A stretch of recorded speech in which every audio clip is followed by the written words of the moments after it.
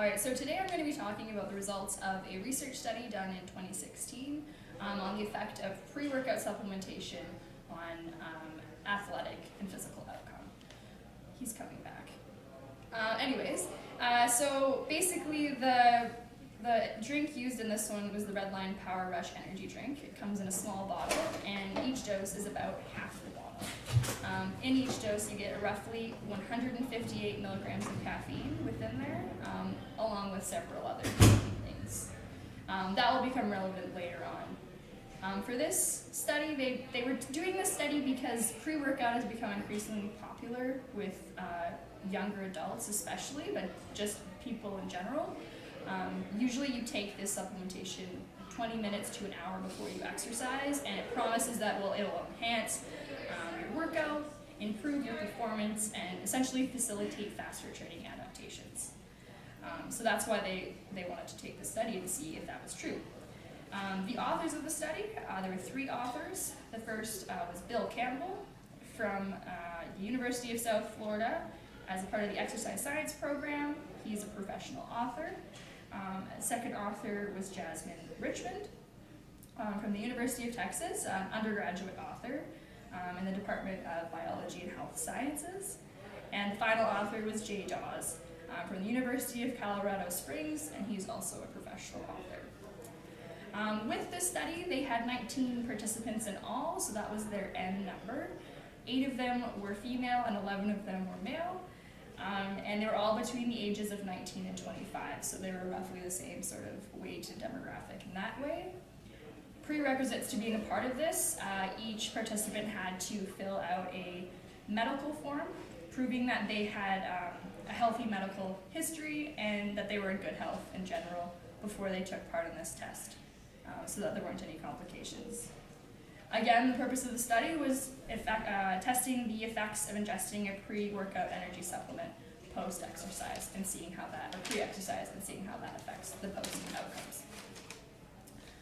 So they tested multiple parameters. They did the first sort of familiarized test. So they took all the participants through a vertical jump test, a bench press test, a curl up test, and a repeated sprint test. And they recorded all of the times, etc. Without any pre-workout or anything like that, just so that they had that first familiarized results. And then 1 week later, they did the test again. All the participants, to sort of even them out, I suppose, they were asked to fast 2 hours before the second trial, and also to abstain from caffeine 12 hours before the second trial, so that they were all at sort of a similar level. And then again, they took part in the same vertical jump test, bench press test, curl up test, and repeated sprint test.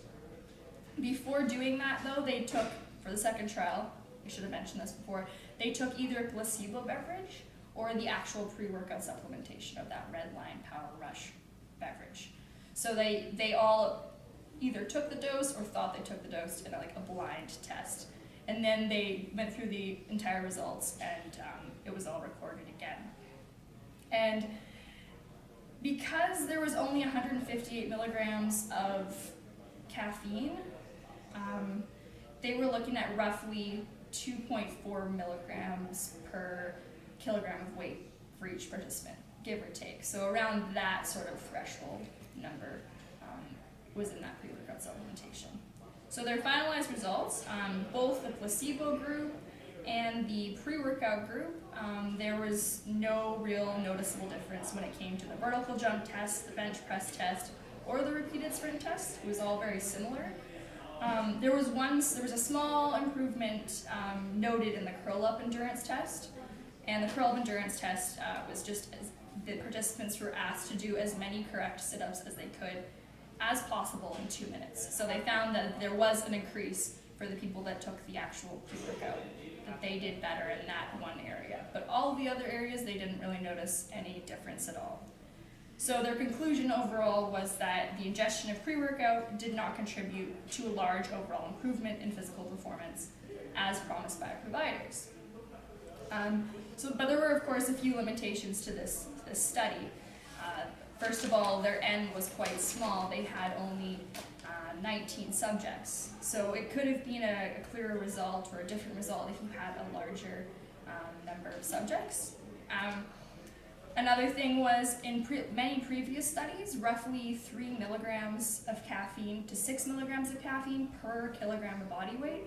That's when they generally notice a significant difference in your results and in your physical performance. And as I mentioned before, this supplementation, unless you're 140 pounds or less, you wouldn't be getting that 3 milligram threshold. You'd be closer to somewhere, like I said before, 2.4 milligrams. So I think that could have hindered effects as well. They didn't actually, the supplementation they had didn't have a high enough content of caffeine. There have been quite a few other tests where it has been higher and they have seen those improved results. Another limitation that they were mentioning within their study, they didn't repeatedly test upper arm strength to the point of fatigue.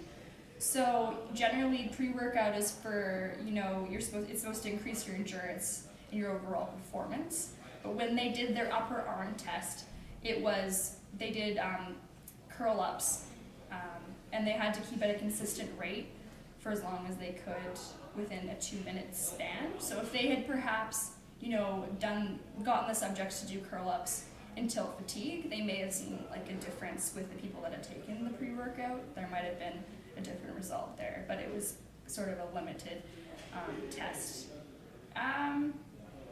And so I think the reason that we should care about this study and the results that I found that were interesting was that not having the correct dosage of caffeine can result in a pre-workout becoming useless, pretty much, not really having as much of a use. So the take-home message would be, if anything, you should educate yourself on correct dosages of things. You should study, and there should be more studies seen on the other ingredients of pre-workout. There have been other studies done on caffeine, but what are the other areas within, or other dosages of things within pre-workout that could be increased, and what differences would those provide, not just the caffeine aspect of it. And I think some further research should also be done on faster training adaptations, like sprinting and such.